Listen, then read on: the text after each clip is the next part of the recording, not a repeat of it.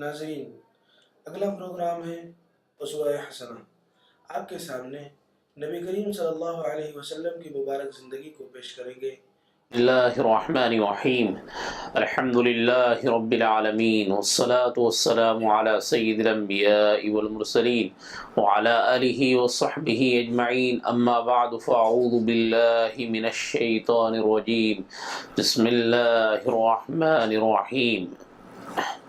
انک لعلی خلق عظیم۔ وقال النبی صلی اللہ علیہ وسلم اثقل ما یوضع فی المیزان یوم القیامہ تقوی اللہ وحسن الخلق، او کما قال علیہ الصلاۃ والسلام۔ صدق اللہ العظیم وصدق رسولہ النبی الکریم ونحن علی ذلک من الشاہدین والشاکرین۔ محترم ناظرین، اسوہ حسنہ میں ہم آپ کی خدمت میں پروگرام پیش کر رہے ہیں سیرت رسول صلی اللہ علیہ وسلم اور اخلاق حسنہ کی فضیلت اور برے اخلاق کی مذمت۔ نبی رحمت صلی اللہ علیہ وسلم، جنہیں پروردگار عالم نے معلم انسانیت بنا کر بھیجا ہے اور جن پر رب ذوالجلال نے سلسلہ نبوت کو ختم فرمایا ہے، تو نبی پاک صلی اللہ علیہ وسلم کو نہ صرف معلم انسانیت بنا کر بھیجا ہے، بلکہ اللہ تبارک و تعالی نے اخلاق حسنہ کی تکمیل بھی اللہ نے آپ ہی کے ذریعے سے فرمائی ہے۔ تو اس سے یہ بات معلوم ہوتی ہے کہ حسن اخلاق، اخلاق حسنہ، اچھے اخلاق، اچھا کردار، اچھا کیریکٹر، یہ رسول اللہ صلی اللہ علیہ وسلم کی صفت ہے اور صدیقین کا افضل ترین مقام ہے۔ اور حقیقت میں اخلاق حسنہ یہ نصف دین ہے۔ اگر کسی کی زندگی میں اخلاق حسنہ آ گئے، کسی کے اخلاق سنور گئے، اخلاق درست ہو گئے اور وہ اپنے اندر اعلیٰ صفات اور اچھی صفات کو اس نے پیدا کر لیا، تو وہ نصف دین، آدھے دین پر عمل کرنے والا ہو گیا۔ اور اخلاق حسنہ یہ عابدین کی عبادت کا ثمرہ اور نتیجہ ہے۔ جہاں اخلاق حسنہ کی اتنی اہمیت ہے اور اخلاق حسنہ یہ مجاہدہ اور ریاضت کرنے والوں کے مجاہدے اور ریاضت کا ثمرہ بھی ہے، تو وہیں برے اخلاق یہ زہر قاتل ہے۔ کہ برے اخلاق سے ذلت اور رسوائی پیدا ہوتی ہے۔ اخلاق حسنہ، اچھے اخلاق بندے کو اللہ سے قریب کرتے ہیں، لوگوں سے قریب کرتے ہیں، تو برے اخلاق انسان کو اللہ سے دور کرتے ہیں اور شیطان سے قریب کر دیتے ہیں۔ اچھے اخلاق والے کو ہم دیکھتے ہیں کہ جو بندہ اچھے اخلاق کا حامل ہوتا ہے اور جس کی زندگی میں اخلاق ہوتے ہیں اور جس کا کردار اور کیریکٹر اچھا ہوتا ہے، تو وہ اللہ سے قریب ہوتا ہے اور بندوں سے بھی قریب ہوتا ہے، اور جس کی زندگی میں اخلاق نہیں ہوتے ہیں تو وہ اللہ سے بھی دور ہوتا ہے اور بندوں سے بھی دور ہوتا ہے اور شیطان سے قریب ہو جاتا ہے۔ اور برے اخلاق گویا جہنم کے دروازوں کو کھولنے والے ہیں اور جہنم کی آگ کی طرف لے جانے والے ہیں، جس آتش جہنم کا ذکر اللہ تبارک و تعالیٰ نے ان الفاظ میں فرمایا، نار اللہ الموقدہ التی تطلع علی الافئدہ، اللہ کی سلگائی ہوئی آگ ہے، تطلع علی الافئدہ، جو دلوں تک، جو بدن سے دلوں تک جا پہنچے گی۔ تو اخلاق حسنہ جہاں انسان کو اللہ سے قریب کرتے ہیں، اپنے مولا سے، اپنے مالک سے قریب کرتے ہیں، وہیں برے اخلاق انسان کو اپنے مولا اور مالک سے دور کر دیتے ہیں اور شیطان سے قریب کر دیتے ہیں، اور جہنم کی اس آگ میں جو ہے جلنے کا سبب بنتے ہیں، جس آگ کی ہولناکی کو پروردگار عالم نے ان الفاظ میں ذکر فرمایا، نار اللہ الموقدہ التی تطلع علی الافئدہ۔ تو اپنے اندر اخلاق حسنہ کو پیدا کرنا چاہیے۔ سیرت رسول ہمیں یہ پیغام دیتی ہے اور اسوہ حسنہ ہمیں یہ درس دیتا ہے کہ نبی پاک صلی اللہ علیہ وسلم کے جو اخلاق تھے، پیارے آقا صلی اللہ علیہ وسلم نے اپنے اخلاق کا جو مظاہرہ فرمایا ہے اور انسانیت کو جو اخلاق حسنہ کا درس دیا ہے، ان اخلاق کو ہم اپنے اندر پیدا کریں۔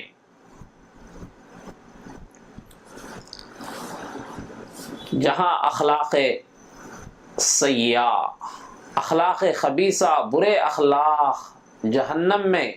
لے جانے والے ہیں، وہیں اخلاق حسنہ جنت کے دریچوں کو کھولنے والے ہیں۔ اور اسی طرح اخلاق حسنہ یہ پروردگار عالم کے قرب کے وسائل میں سے ہیں، اللہ تعالیٰ سے قریب کرنے والے اسباب اور وسائل اور ذرائع میں سے ہیں۔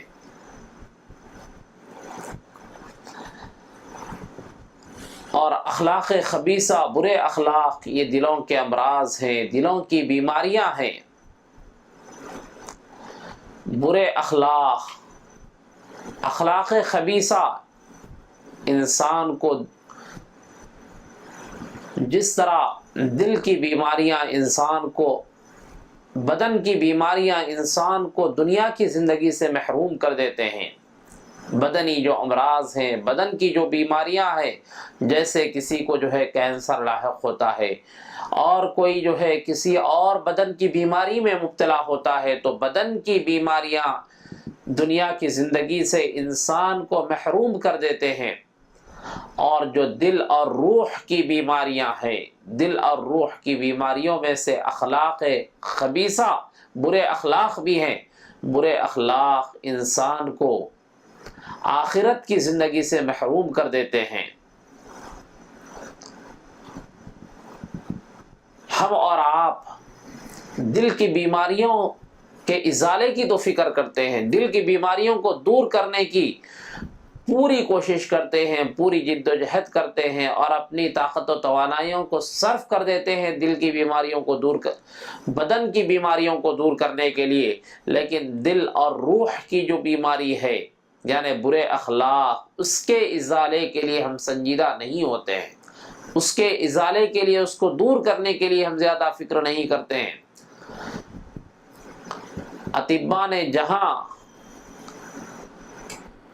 اطباء جہاں دل کی، بدن کی بیماریوں کا علاج کرتے ہیں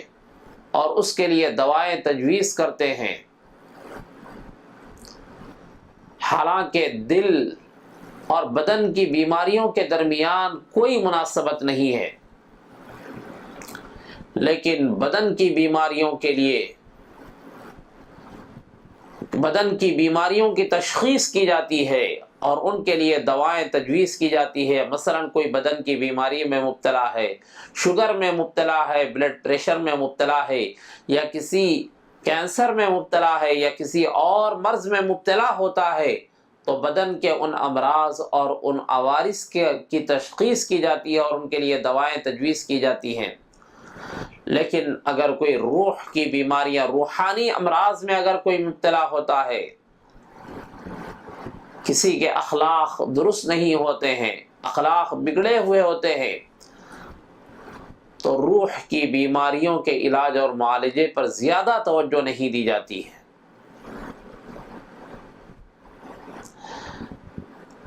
کہ انسان جہاں بدن کی بیماریوں کو دور کرنے کے لیے جد و جہد کرتا ہے، کوشش کرتا ہے، اس سے کہیں زیادہ، اس سے لاکھ گنا زیادہ روح کی بیماریوں کو دور کرنے کے لیے کوشش کرنا چاہیے۔ روحانی بیماریوں کی بھی ایک طب ہے جس کا سیکھنا ہر آدمی کے لیے ضروری ہے، تاکہ ان روحانی بیماریوں کا علم حاصل کیا جائے، اور روحانی بیماریاں کون کون سی ہیں، ان کے اسباب کیا ہیں، انہیں معلوم کیا جائے اور انہیں دور کرنے کی فکر کی جائے۔ قرآن مجید میں اللہ تبارک و تعالیٰ نے فرمایا کہ قد افلح من زکاہا، کامیاب ہوا اور بامراد ہوا وہ شخص من زکاہا کہ جس نے دل کو پاک کیا، دل کو جس نے سنوارا، دل کو جس نے درست کیا، وہ کامیاب ہوا، بامراد ہوا۔ تو اس آیت کریمہ میں پروردگار عالم نے دل کی بیماری کا علاج بتلایا ہے کہ جس نے دل کو پاک کر لیا، دل کو صاف اور چنگا کر لیا، درست کر لیا، وہ کامیاب ہوا۔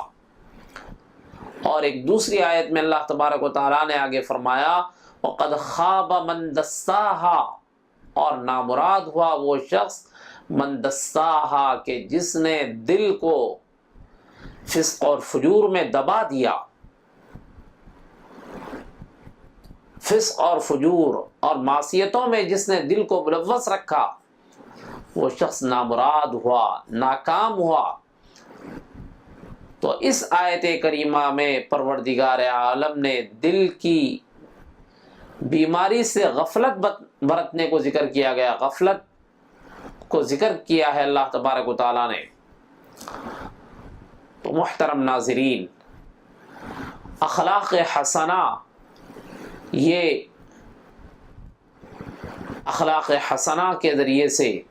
دل درست ہوتے ہیں، اخلاق حسنہ کے ذریعے سے دل پاک ہوتے ہیں، اور اخلاق خبیثہ کے ذریعے سے دل بگڑ جاتے ہیں۔ نبی پاک صلی اللہ علیہ وسلم نے اخلاق حسنہ کی کیا تعلیم دی ہے، اور پیارے آقا صلی اللہ علیہ وسلم کے اخلاق حسنہ کیسے تھے، اس کا ذکر قرآن مجید میں اللہ تبارک و تعالیٰ نے فرمایا۔ نبی پاک صلی اللہ علیہ وسلم پر اپنی نعمتوں کے اظہار کے طور پر فرمایا انک لعلی خلق عظیم، بلا شبہ آپ اخلاق حسنہ کے اعلیٰ درجے پر فائز ہیں، اعلیٰ پیمانے پر آپ فائز ہیں۔ نبی پاک صلی اللہ علیہ وسلم کے اخلاق کا کیا کہنا کہ پیارے آقا صلی اللہ علیہ وسلم کے کن کن اخلاق کو شمار کرایا جائے۔ نبی پاک صلی اللہ علیہ وسلم نے اپنے ارشادات اور اپنے اقوال کے ذریعے سے بھی اخلاق حسنہ کی تعلیم دی ہے، اچھے عادتوں کی تعلیم دی ہے، اور برے اخلاق سے منع فرمایا ہے۔ ایک مرتبہ حضرت عائشہ رضی اللہ عنہا نے سرکار دو عالم صلی اللہ علیہ وسلم کے اخلاق کے بارے میں فرمایا کہ کان خلقہ القرآن، سرکار دو عالم صلی اللہ علیہ وسلم کے اخلاق قرآن تھے۔ قرآن مجید میں جو نیکیاں ذکر کی گئی ہیں، قرآن مجید میں جو اچھائیاں ذکر کی گئی، جن اچھائیوں کی تعلیم دی گئی ہے، جن نیکیوں کی تعلیم دی گئی ہے، گویا وہ پیارے آقا صلی اللہ علیہ وسلم کے اخلاق تھے۔ مسلم شریف کی روایت ہے، ایک مرتبہ ایک شخص نے سرکار دو عالم صلی اللہ علیہ وسلم سے حسن خلق کے متعلق دریافت کیا۔ حسن خلق کا جاننا الگ ہے، حسن خلق کا مظاہرہ کرنا اور حسن خلق کو اپنی زندگیوں میں لانا یہ الگ ہے۔ ایک مرتبہ کسی شخص نے سرکار دو عالم صلی اللہ علیہ وسلم سے حسن خلق کے متعلق دریافت کیا تو نبی پاک صلی اللہ علیہ وسلم نے اس آیت کریمہ کی تلاوت فرمائی، خذ العفو وامر بالعرف واعرض عن الجاہلین۔ سرسری برتاؤ کو قبول کیجیے، خذ العفو، سرسری برتاؤ کو قبول کیجیے، معافی سے کام کیجیے، وَأْمُرْ بِالْعُرْفِ، اور نیکی کی تعلیم دیا کیجیے، وَأَعْرِضْ عَنِ الْجَاهِلِينَ، اور جاہلوں سے کنارہ کشی اختیار کیجیے۔ تو گویا پیارے آقا صلی اللہ علیہ وسلم نے حسن خلق اور اخلاق حسنہ یہ بیان فرمائے ہیں کہ خذ العفو، سرسری برتاؤ کو قبول کیجیے، معافی سے کام لیجیے. ایسا نہیں کہ جو ہے کسی کی خطا پر، کسی کی لغزش پر، کسی کی غلطی پر اس سے انتقام لیا جائے، اس سے بدلہ لیا جائے. بلکہ پیارے آقا صلی اللہ علیہ وسلم نے فرمایا کہ اس آیت کریمہ کی تلاوت فرمائی جس میں اللہ تبارک و تعالیٰ نے حسن خلق یہ فرمائے کہ خذ العفو، سرسری برتاؤ کو قبول کیجئے، معافی تلافی سے کام لیجئے. ایسا نہیں کہ جو ہے ہر بات پر انتقام لیا جائے، بدلہ لیا جائے، بلکہ معافی سے سرسری برتاؤ کو قبول کیجئے. وَأْمُرْ بِالْعُرْفِ، اور نیکی کی تعلیم دیا کیجئے. نیکی کا حکم دینا، برائی سے روکنا، یہ حسن اخلاق ہیں. صرف اچھا برتاؤ کرنا، کسی کے ساتھ اچھے اخلاق کا مظاہرہ کرنا، کسی سے خندہ پیچانی سے ملنا، مسکرا کر ملنا، یہی صرف حسن اخلاق نہیں ہے، بلکہ حسن اخلاق یہ ہیں کہ جس طرح ہم نیک عمل کو انجام دیتے ہیں، کوئی نیک کام کرتے ہیں، نماز پڑھتے ہیں، روزہ رکھتے ہیں یا راہ خدا میں خرچ کرتے ہیں، دوسروں کو بھی اسی طرح نیکی کا حکم دینا، یہ بھی حسن اخلاق ہیں. وَأْمُرْ بِالْعُرْفِ وَأَعْرِضْ عَنِ الْجَاهِلِينَ، اور جاہلوں سے کنارہ کشی اختیار کیجیے، جاہلوں کے منہ نہ لگیں اور جاہلوں سے عفو درگزر سے کام لیں. یہ بھی حسن اخلاق ہے. پیارے آقا صلی اللہ علیہ وسلم نے اپنے ان اخلاق حسنہ کا عملی مظاہرہ بھی آپ صلی اللہ علیہ وسلم نے فرمایا کہ منافقین جو پیارے آقا صلی اللہ علیہ وسلم کی خدمت اقدس میں حاضر ہو کر ہیلے بہانے پیش کیا کرتے تھے، مختلف غزوات میں پیچھے رہتے تھے، اور غزوات میں پیچھے رہ کر نبی پاک صلی اللہ علیہ وسلم کی واپسی کے بعد آپ کے سامنے جھوٹے ہیلے بہانے اختیار کرتے ہیں، تو پیارے آقا صلی اللہ علیہ وسلم ان سے ان کی سرسری جو ہے معافی کو قبول کر لیتے ہیں اور ان سے عفو درگزر سے کام لیتے ہیں. اسی طرح نبی پاک صلی اللہ علیہ وسلم نے پوری حیات طیبہ میں نیکی کا حکم دیتے رہے اور برائیوں سے روکتے رہے. اور حسن اخلاق میں سے یہ بھی ہے وَأَعْرِضْ عَنِ الْجَاهِلِينَ، جاہلوں سے کنارہ کشی اختیار کیجیے کہ جو لوگ آپ صلی اللہ علیہ وسلم کی راہ میں رکاوٹیں حائل کرتے تھے اور رکاوٹیں قائم کرتے تھے، تو پیارے آقا صلی اللہ علیہ وسلم اپنے فرض منصبی میں لگے رہے، اپنے کام میں لگے رہے، اور جاہلوں سے آپ نے کنارہ کشی اختیار فرمائی. آگے پیارے آقا صلی اللہ علیہ وسلم نے حسن اخلاق کے بارے میں فرمایا، اس سائل کے جواب میں، اس پوچھنے والے کے سوال کے جواب میں، ہوا ان تصل من قطعک، حسن اخلاق یہ ہے کہ جو تم سے قطع تعلق کر لے، جو تم سے رشتے ناطے کو توڑ ڈالے، جو تم سے تعلقات کو ختم کر لے، تم اس سے تعلقات کو جوڑے رکھو، کہ تم اس کے ساتھ تعلقات کو قائم کرو، رشتے ناتوں کو قائم کرو. یہ حسن اخلاق ہے. ہوا ان تصل من قطعک وتعطی من حرمک، اور جو تمہیں محروم کر دے تم اسے عطا کرو، جو تمہیں نظر انداز کرے، جو تمہارے ساتھ داد و دہش سے کام نہ لے، اور جو تمہاری مالی امداد نہ کرے، ایسے لوگوں کو بھی تم عطا کرو. وتعطی من حرمک وتعفو عمن ظلمک، اور جو تم پر ظلم کرے تم اسے معاف کر دو. ایسا نہیں کہ ظالم کا سے اس پر بھی ظلم کیا جائے، بلکہ آپ صلی اللہ علیہ وسلم نے فرمایا کہ وَتَعْفُوا عَمَّنْ ظَلَمَكَ، جو تم پر ظلم کرے تم اسے معاف کر دو. یہ نہیں فرمایا کہ اینٹ کا جواب پتھر سے دو، بلکہ پیارے آقا صلی اللہ علیہ وسلم نے کانٹوں کا جواب پھولوں سے دیا ہے، اور ظلم و ستم کا جواب آپ صلی اللہ علیہ وسلم نے معافی کے ذریعے سے دیا ہے، کہ آپ صلی اللہ علیہ وسلم کے حیات طیبہ کے تمام واقعات اس پر دلالت کرتے ہیں کہ آپ صلی اللہ علیہ وسلم پر جب بھی ظلم ہوا، جب بھی آپ پر مصائب کے پہاڑ توڑے گئے، تو آپ نے ان کے ساتھ اچھا برتاؤ کیا۔ یہ آپ کے حسن اخلاق ہیں۔ کافر جو آپ صلی اللہ علیہ وسلم پر جو ہے ننگی تلوار کو جس نے سونت لی تھی کہ آپ صلی اللہ علیہ وسلم جب غزوے سے واپس ہو رہے ہیں تو آپ صلی اللہ علیہ وسلم ایک درخت کے نیچے آرام فرما ہیں، آرام کی نیت سے آپ درخت کے نیچے جو ہے پڑاؤ ڈالتے ہیں، تو وہ کافر جو آپ صلی اللہ علیہ وسلم نے اپنی تلوار کو لٹکایا، وہ آپ کی تلوار کو اپنے ہاتھ میں لے لیتا ہے اور یہ کہتا ہے کہ من یمنعک منی، کہ اے محمد بتاؤ کہ مجھ سے تمہیں کون بچائے گا؟ تو پیارے آقا صلی اللہ علیہ وسلم نے فرمایا کہ اللہ۔ پھر اس کے بعد جو ہے وہ تلوار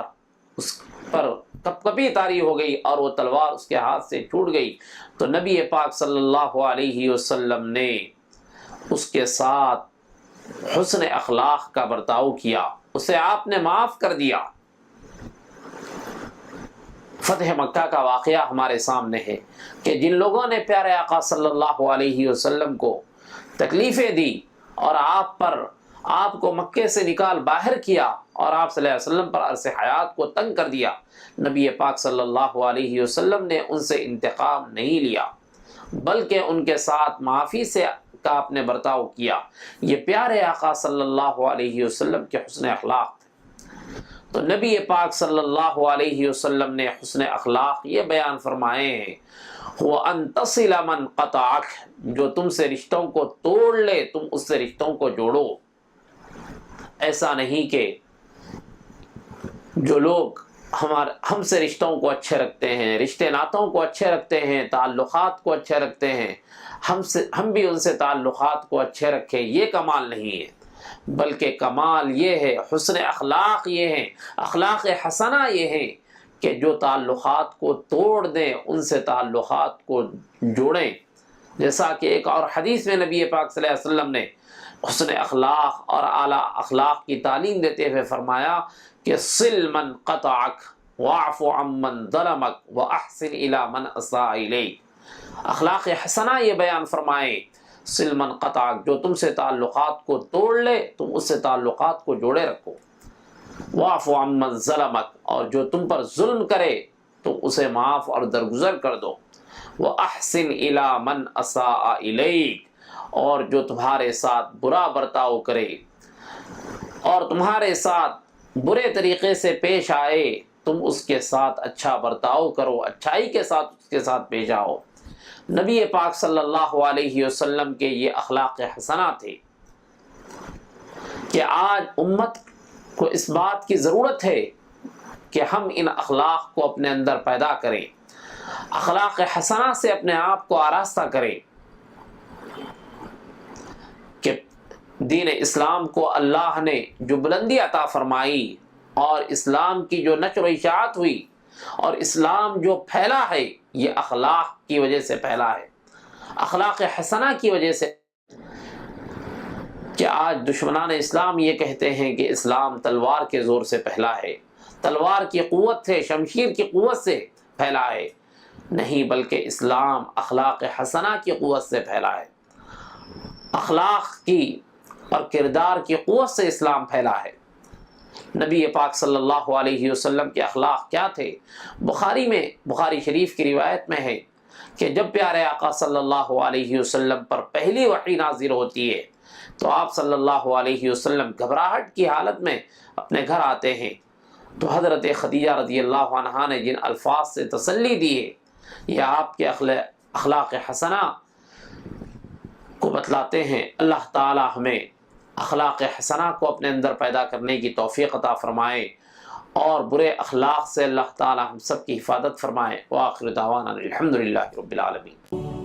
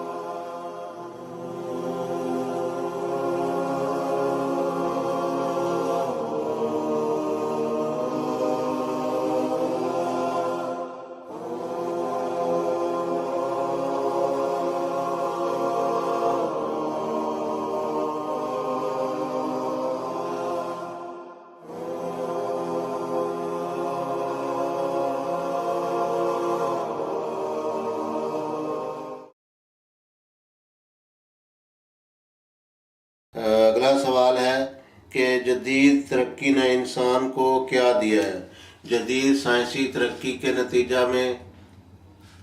جبکہ بہت سارے کام مشینوں سے لیے جاتے ہیں اور انسان کو بہت سہولت ہو گئی ہے، بہت برق رفتاری سے جو بعض کام ایسے تھے جو سالوں میں، بعض مہینوں میں، بعض دنوں میں اور بعض گھنٹوں میں ہوتے تھے، جو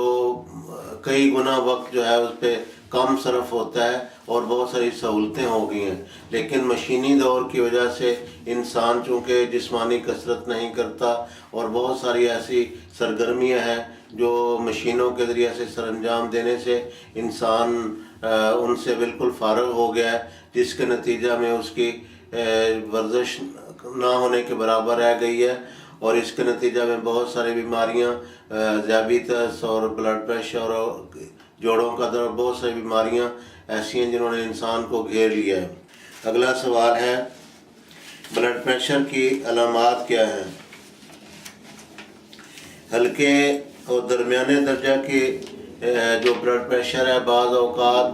سال تک اس کی کوئی علامات مشاہدہ میں نہیں آتی اور ان کو نوٹس نہیں کیا جاتا، لیکن جب یہ بہت زیادہ بڑھ جاتا ہے تو پھر اس وقت انسان اس سے باخبر ہوتا ہے۔ عموماً جب صبح اٹھتا ہے تو اس کی طبیعت بوجھل ہوتی ہے، خاص طور پر سر کے پچھلے حصے میں اور گردن میں ہلکا ہلکا درد محسوس ہوتا ہے اور طبیعت میں بے چینی اور اس طرح کی اور اضطراب کی کیفیت ہوتی ہے جو بعض اوقات بہت جلدی غائب ہو جاتی ہے، اور شروع میں تو جیسا کہ ہم کہہ چکے ہیں کہ اس کی علامات کا صحیح طور پر ادراک اور احساس نہیں ہوتا۔ اگلا سوال ہے کہ اس کی دیگر کون سی علامات ہیں؟ دیگر علامات میں جب شدت اختیار کر لیتی ہیں علامات تو چہرہ سرخ ہو جاتا ہے، آنکھیں سرخ ہو جاتی ہیں، چہرے کے اوپر ہلکی ہلکی بعض اوقات بعض مریضوں میں بھربھراہٹ یا سوجن سی محسوس ہوتی ہے، اور اس کے علاوہ سر چکراتا ہے، سر کی پچھلی جانب بعض اوقات کن پٹی جو ہے وہ اس میں درد ہوتا ہے، بعض دفعہ ہلکا بعض دفعہ زیادہ، اور اس کے علاوہ